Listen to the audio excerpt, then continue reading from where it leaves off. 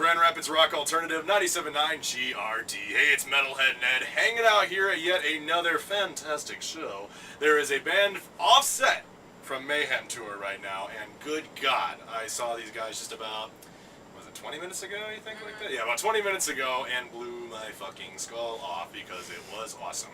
Found out about 3 months ago, and now I'm a huge fan, and that is Huntress. I've got Jill, Janus, and Blake here. How's it going, guys? We are so pumped to be in Grand Rapids, Michigan. I can't even tell you. It's so nice to have a Mayhem off date. It really is. Playing indoors. With a little rain, a little cool weather. Yeah, the rain. We love the rain. You chew on the air here, though. Yeah, right now, like, the humidity in Grand Rapids is just awful, and I hate it, and air conditioning is good, especially in this bus right now.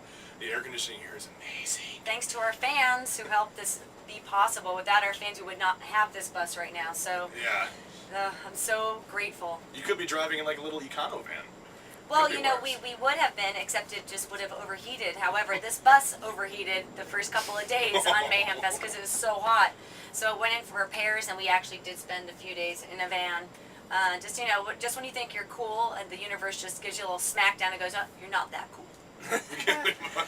Well, Huntress is still pretty fresh for the tour route. I mean, you guys have been around for a couple years now. The first studio album being Spell Leader just last year. How would you say that you've kind of adjusted to the metal life with everything going on with you guys? Well, at first, for me, it was really, really hard.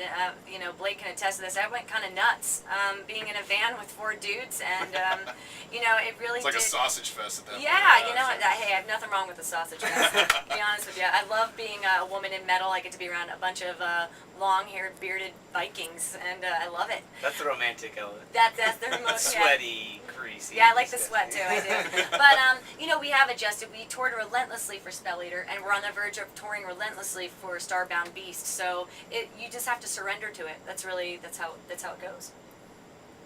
Yeah, it's the same busy pretty much all the time. I mean, that's, you know, as a starting band. Well, and also writing and recording and releasing 1 album a year, you know, that ain't no joke. Yeah, it takes a lot of focus, and you know, it takes a team of people that are really on the same wavelength, and luckily I have 4 guys that just all get along, and we all have the same vision. You can't beat it. Yeah, it's teamwork when it comes down to it. Yeah, but that's always, like, what do you always say? I'm a team player. I like team players. Good character to look for. Yeah, speaking of Sausage Fest, when it comes down to it, how does it feel to be a female and especially a male-dominated music genre?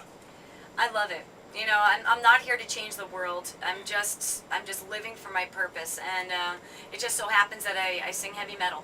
Yeah. So you know, I've been received really well by you know, the media and by my male colleagues. So, you know, I guess I could sum it up with this. I just recently presented Doro Pesh with the Legend Award at the Metal Hammer Golden God Awards in London, in the UK. And I talked to her a little bit about that, just being, you know, prepping for her, you know, the introduction speech. And I said, so how is it being a woman in a male-dominated world? And her response was the same as mine. She's like, I love it. I love being, you know, one of the very few women that exist in this genre. You know, and it's just because if you can hold on long enough, if you can keep the fight going. I mean, she's done it for 30 years. Wow. 17 albums. I feel safe here, you know. I don't feel weird at all. I feel at home. I finally feel like I belong on this planet. That's pretty badass. I was even actually just talking to Alexi from Children of Bodom about an hour ago now. We were talking about just metal just being just a big family. And we're all brothers, we're all sisters, we're all everything when it comes down to it. Big family of people that like talking shit on each other. Yeah, pretty much. We did it. And that, you know, I guess that's what you do with your own brother. Yeah. But, you know, there's a lot of conflict and there's a lot of disharmony that goes on. And, you know, you hear about the, like, tours like Metal Alliance, which is such a cool thing. It's like diverse metal genres coming together to bring on one hot show, you know. And being a female-fronted metal band, that's what everybody wants to tag you as. Female-fronted, and then, okay, metal band. Yeah. So it's like, well, there's going to be preconceived notions that come with that. And we're not scared of that. Nope. We're here just to bring it and prove everybody wrong that wants to hate on it. I would probably go, that's probably going to be wussy. Yeah, I wouldn't listen to a female-fronted band either, you know. I honestly wouldn't, and I've said this many times, like, my inspirations really do come from male vocalists. So for me, I really try to unsex myself when I approach things vocally. Yeah. Physically, I'm not afraid to use a little sorcery. So, you know, I have that advantage. Well put. Definitely. Well, speaking of just kind of collaborating with people, you recently obviously collaborated with Lemmy of Motorhead. Yes. Was that basically like Cloud9 for you in the way? Oh, you know, Lemmy. I love him. I love him to pieces. I've known him for a few years, and he's just been a big supporter of female musicians for years and years. So I'm not the first. I won't be the last. Yeah. But the first time he heard me sing was with Chelsea Girls. It was a hard rock cover band. I was in with Samantha Maloney, who is the drummer for Hole, Eagles of Death Metal, Motley Crue, Allison Roberts and the Donnas, and Corey Parks of Nashville Pussy. That was my first really big step forward as a metal vocalist. And Lemmy came on stage with us and would sing Ace of Spades and Eddie Cochran. So Lemmy and I became friends, and whenever he's in town, we meet up. So I met him at the Rainbow, and I asked him if he would write a song for the next Huntress album. He said sure. Yeah. And so I met him a few weeks later. He handed me 2 pieces of notebook paper with the lyrics to "I Want to Fuck You to Death." And he said, Best title ever. well, yeah, and he said, Jill, if it's a little too fucky, I'll change the lyrics. And I brought it to the boys, and they were like, great, more stalkers, this is all you need, is a song like this. That's exactly what They said. But for me, he really, like, delved into the persona of the Huntress. Like, he's so psychic. He's such a psychic man, I'm telling you. He, like, really, really went in and got this character, and it was the most romantic thing a boy has ever done for me, to be honest with you. No one's ever wrote me a song like that. You wouldn't want to die that way. That's true, and especially if it's Lemmy. I mean, come on. I just would. add that I'd want to into it. die that way. I mean, you know. So we are so honored, and it definitely gives a little kick to our credibility. I gotta say, it's not so bad to have Lemmy write you a song. Yeah, and especially with lately with things going on with him and his health, it really always starts to feel better after. Well, a while. you know, I couldn't say anything, and I didn't want to because I didn't want to, ruin his privacy but I knew what was going on right before he went in for heart surgery, and he wrote those lyrics right before he went in for surgery, like days before. He was complaining about his health the whole time to her. Really? And then practically the day we go in the studio, he's like, I'm gonna get my ticker fixed. Yeah. He's gonna go get his ticker fixed, and he did. But Lemmy is a true warrior, and I think that he just always wants to just come back fast, and obviously he just needs a little more time to heal, and that's it. Once he heals a little bit, just a tiny bit more, Lemmy, get back to rocking. But I was sitting stage left during his performance at Club Nokia, sitting on a box, one of their gear boxes, just looking at him, watching him play. This was only a couple months after the surgery occurred, and I just kept thinking to myself, this man's an animal. Yeah. So yeah, they can't keep him down. No, it's Lemmy. He's God. Can't help it. Yeah, can't help it. Now, and one thing that I really enjoyed about you guys is that recently you put up a virtual online auction on Indiegogo, and you made an absolutely hilarious video regarding it, pelting Jill with water balloons. Blake, I believe you were typing out all the tour costs and everything. That's really what he does. That's me. It was hilarious, and it's sad to see that you did not sell your 1979 Bandura. Is the van still for sale?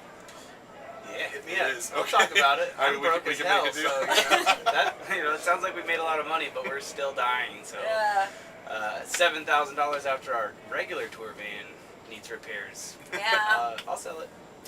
Still trying to sell. I think Blake made it $15K, so nobody would Yeah. buy it. It's really not worth that much. But what I love about the Indiegogo campaign, and I didn't realize this going into it, the fans, they blew my mind.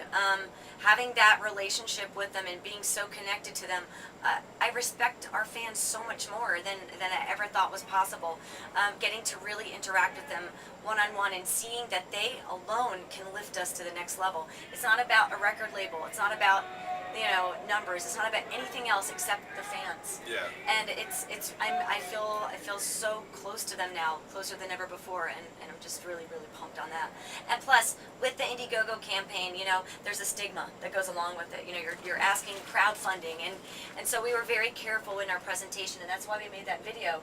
And we tried to keep our humility and keep our humor about it, just to show people that we're just kids that love heavy metal, and we really can't afford to be on a monstrous production like Mayhem Fest without their help. And unfortunately, we surpassed our goal, and that rules. True heavy metal thrives again. And it was awesome. And I noticed that one of the things that you had on there was a Donkey Kong Jr. competition that you could sign up for. Who's the gamer in the band? You're looking at a whole bunch of nerds. A whole bunch of nerds. See, I'm right with you, man. I am right with you. All I do is play Atari to Super Nintendo all day, Oh yeah, we hang out just fine. Yeah, so there you go. I mean, maybe we'll play It's weed and video games in this band. Yeah, that's the formula. Is there any certain games you're playing right now besides Donkey Kong Jr.? Man. NBA. NBA Jam. That's That's been the yeah. always NBA Jam. But the thing is, He's like, on fire. but the thing is, Boom shakalaka. in between, I come out and I do the little cheerleader dance.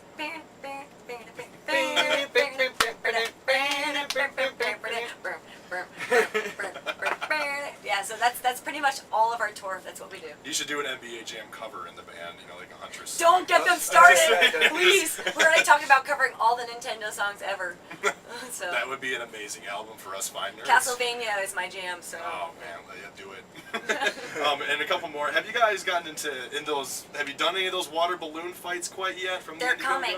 Oh, it's gonna happen. Ugh, they're coming, and I'm really looking forward to it. Actually, I want to get like slammed with water balloons because it's been brutally hot on Mayhem Fest. I mean, we're literally performing on asphalt in 110 degrees. And people mosh pitting too and everything. Yeah, It's at like oh, 1:30 in the afternoon, and I'm just like, please, somebody throw a water balloon in my face, please, God. You heard it, kids. Throw water balloons at Jill. please.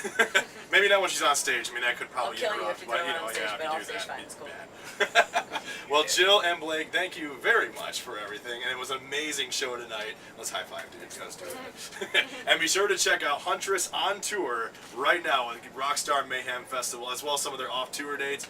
Don't miss out. Get their new album. And if you don't, I'm going to stab you in the eye with a pencil or something weird Dude, like you're that. forgetting one huge thing. What's that? Huntress is going on tour with Danzig right after Mayhem Oh, Fest. shit. Yeah, she just announced that, by the way, at this show tonight, that they are going on tour with Danzig Dude. after the Mayhem Fest. Yeah.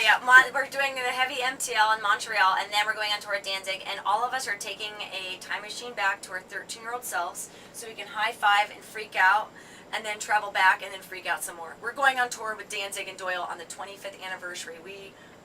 Our minds are blown to That is bits. sweet. I mean, especially with Danzig and Doyle. Oh yeah, Forget about it. he's an animal. Forget I mean, about they're it. both animals, but Doyle, wow, He's going to break he's something. so big. He's a beast. He probably works out at least like 40 hours. No, he works a at like, day. yeah, 40 hours a day. If that's for sure. possible, yeah. It is, yeah, it is. All right, well, that's it. I just wanted to let you guys know, for sure. Groovy. Thank you very much, guys. Appreciate it. Let's high five. I'm going to high five now. Yeah, let's do this thing. And again, be sure to check out Huntress on tour with the Rockstar Mayhem Festival. And be sure to stick to their website, which is what again? HuntressKills.com. HuntressKills.com. Check out for all their tour dates. Buy their album. If you're not, you're an asshole. Go check them out. Thank you very much, guys. And this is Metalhead Ned and Jill Janus of Huntress and... Some dude named Blake. for Grand Rapids Rock Alternative 97.9 GRD.